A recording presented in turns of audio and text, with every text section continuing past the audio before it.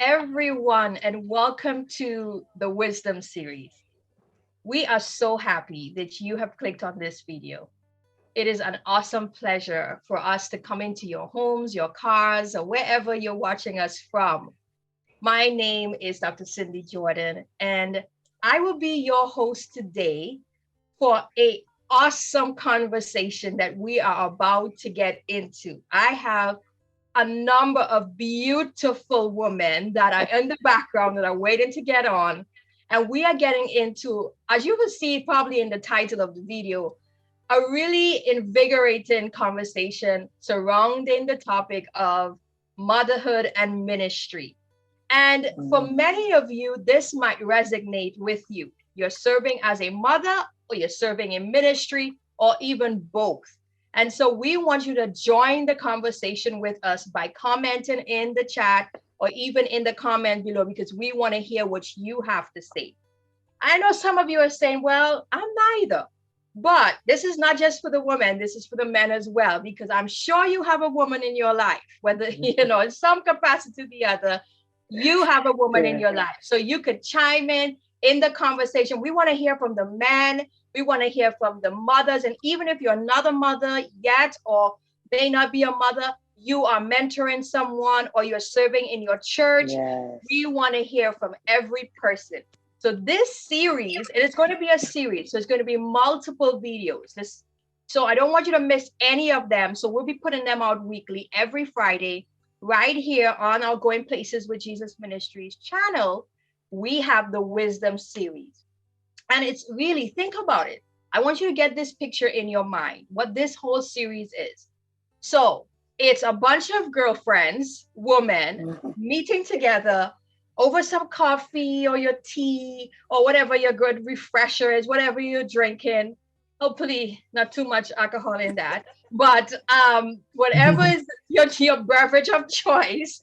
And we are just exhaling through conversation. That's what we are doing here today. And we hope that something that we say, something that we share sits really high on your heart and that allows you to ponder, go, or it may be an answer to a question that you have been wrestling with, or it may be something new that brings knowledge and even wisdom into your life. What we are not going to do is prescribe a perfect antidote. We do not have all the answers, and we may not hit all of the points that are relevant to you. What we're going to do is speak from our experiences and our perspective. That's why we need you to chime into the conversation. So I don't want to take too much time. I want all the beautiful queens that are on here with me today to come into the room. We're going to have them pop on the screen just very briefly and very shortly rather. And you're going to see all these beautiful women. We have women that are representing Jamaica that is on today. We have women that are representing St. Lucia that's in the house today. We have women that are representing the VI that's in the house today. We have women representing Trinidad and Tobago that's in the house. We have women that are representing the US that's in the house. So where are you representing? Put the flags down in the comment. We want to have a global conversation. So we want to know who you are, where you're watching from, what country, state, what region you're watching us from. And so we want to see some flags as well in the comments. So I am going to have the ladies come on in if they can. And we are going to get into some introductions and some very good conversations. So they're coming in. There we go. Mandy's in here. Roseanne is in here. We have Sidoni is in here as well. We have them coming in the room. We have Deandra that's in the room as well. Hi, guys.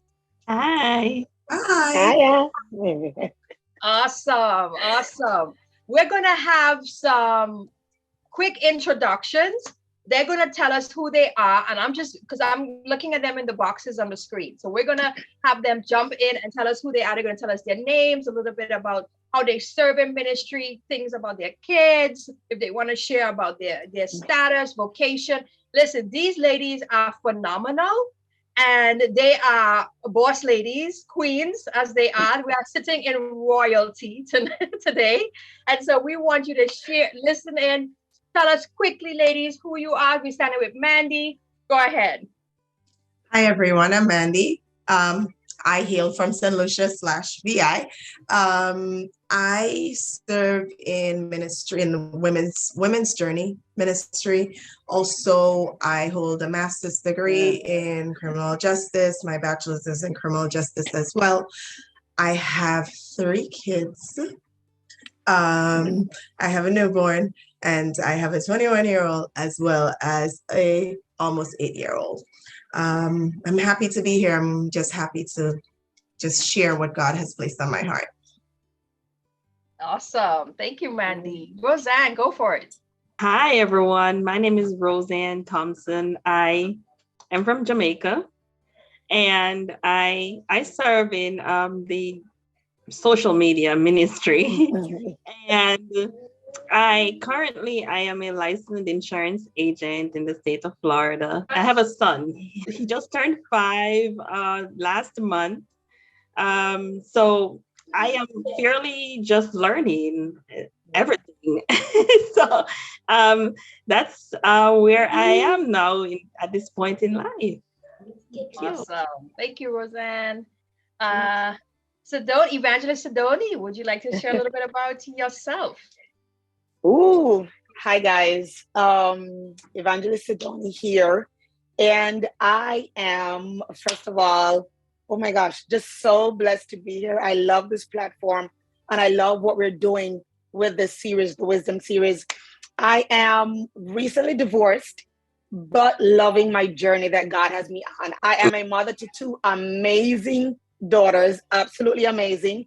And I am also what you call a kingdompreneur. So I have this amazing business called Majestic Creations, and that is where we do faith-based t-shirts for the entire world. And we are a growing business. We also do Christian journals, but I serve in ministry as an evangelist with Going Places with Jesus Ministries, and we do global evangelism. That's it for Sid in a nutshell. Awesome. Thank you, Sidoni. Pastor Deandra, you're next. Hi, everyone. I am Pastor Deandra Hilaire. I am a mother of 2 amazing young boys, a newborn. Well, he's not newborn anymore. He's almost 2, and an almost 9-year-old. I am a wife. I am a pastor as well. I am a student, currently trying to finish up with a law degree. I have many varied backgrounds. My bachelor's was in music technology. And so I would say I'm almost a jack of many trades, not all, but many. I wear different hats in our ministry as the worship leader, as a youth leader, as the tech leader. And so I wear many hats faithfully and cheerfully. And that's a little bit about me. Thank you. Thank you.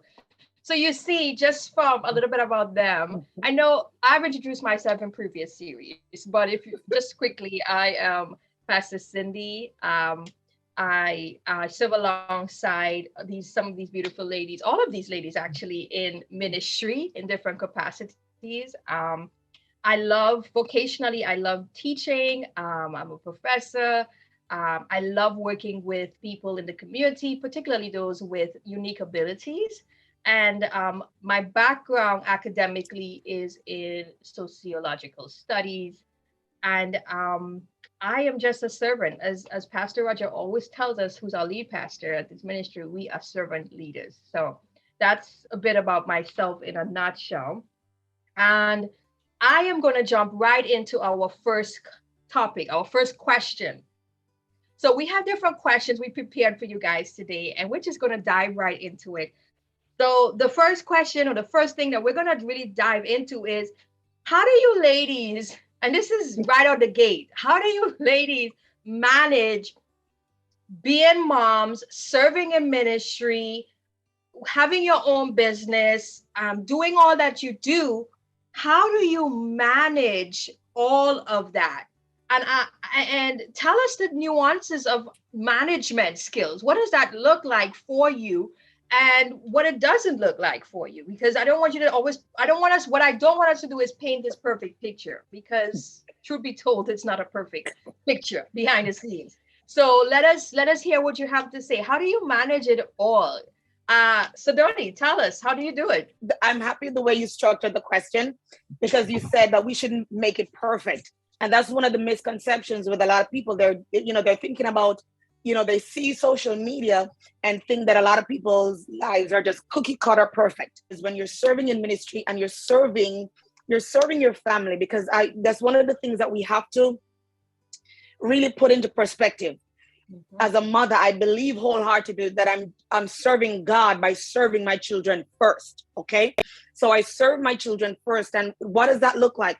It looks like me having, nailing time management skills. If you're not able to manage your time wisely or make the best use of your time, then you're going to find out that you're running crazy like a chicken without a head.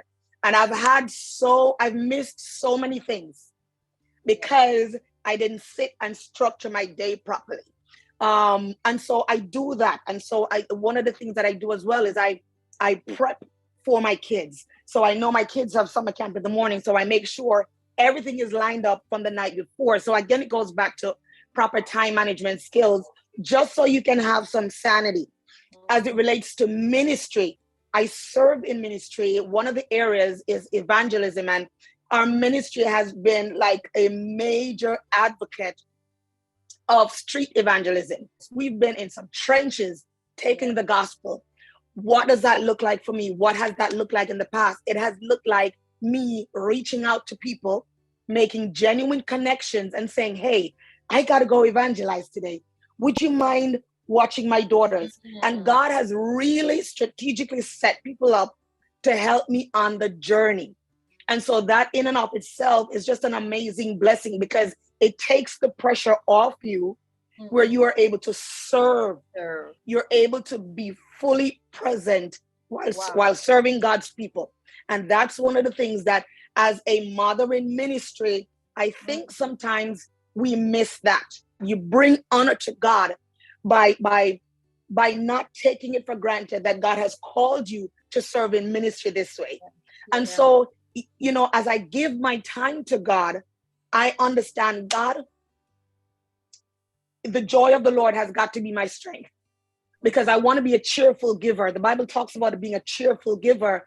And so I want to be enthusiastic in sharing the gospel of Jesus Christ, because it is such a profound blessing. So one of the things that you said, and I would love to hear the other ladies' feedback, Sidoni, is you mentioned something that to me is so central to this conversation, and that is having that support system. And so whilst we may have great time management skills and we prepare, to me, the spine of it all is your support system. And I would just like to hear from everyone. What do you think? What does your support system look like? Because a lot of times we see the product of what we offer as mothers, and we see the product of what we offer in ministry, but not knowing there's a whole tribe or one or two persons behind us that is holding up. Literally, the spinal cord holds up our body. And so the support system is what holds us in ministry or in motherhood. And that could be anybody. It doesn't have to always be a spouse. Thank God for those that have, spouses that can be that. It could be a best friend. It could be a grandma. It could be a neighbor. It could be, a partner, whoever that is. What does your support system look like? And how do you reinforce that in your life? Who else wants to come on? Y'all could come on in. I can jump on in here. So I am a mom who is single. So, to have a support system it's really great. When I moved here, I didn't have any family. So I met persons. I met a far cousin, and then my son father fell in love with him. So he's basically a dad to him. So the times that I've went out and evangelism and helped out in community service, things that we did in Going Places with Jesus Ministries, I've had help from my cousin because, I'm saying, "Look, Yeah. can you watch him? I gotta go, evangelize. We are going out. We're gonna give out food. We're gonna give out, supplies to the homeless." And they're like, "Okay, no problem." So Yeah. it's Yeah. God always sends someone. He sent more than one person in my life, different persons in different capacity to help in different situations Yeah. over the years, and especially since being saved and being able to if whenever we have a function and there you can't really carry your kid around to go in the sun and walk around and do certain things that we would do. So they've been Yeah. helping hand over the years Yeah. and over time. And I know that God, he always worked out a way, always sends help when it's needed. So Mhm. that's how I manage as a Yeah. single parent. Wow. So that's how I manage it. You have your support. Yeah. Wow. Well, we all might have a support system, Anya, but how do you manage if you don't have a support system? Anybody ever been in that scenario in terms of managing motherhood and ministry? Did you have to not go to that particular ministry event? Did you have to turn down that opportunity in ministry and to because you had to be a mother? We all agree that mothering is priority, in our lives. And so somebody may be watching and say, well, I don't have a support system, and they feel guilty or ashamed because they may not be able to serve the way they want to serve in ministry. Has anybody come across that and how did you kind of navigate through that? I'd like to chime in. For that it happens. I wouldn't say often, but there are moments where I'm not able to participate in a specific event or in a specific ministry.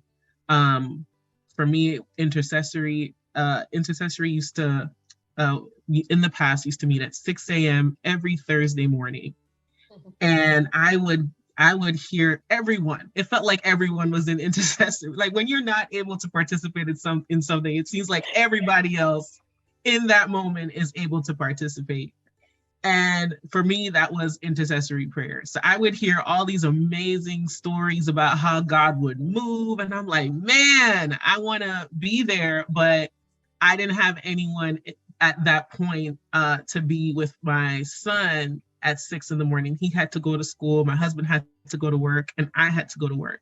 And so there was just no opportunity for me to participate. And the Lord really had to deal with me and be like, Deandra, you don't have to be in everything. And that's because I was in a lot of things. And the Lord was like, it's Yeah. okay. You're okay. You can sit this one out. It's not like my presence isn't there. It's not like you're not experiencing me in a mighty way. It's just that this is not the time. And he's like, your time will come. And that's the word that I would say to any mother that's watching. Your time may not be right now, but your time will come. And my time did come because the entire intercessory team had to shift and change. And now I'm able to participate every Thursday at 6 a.m.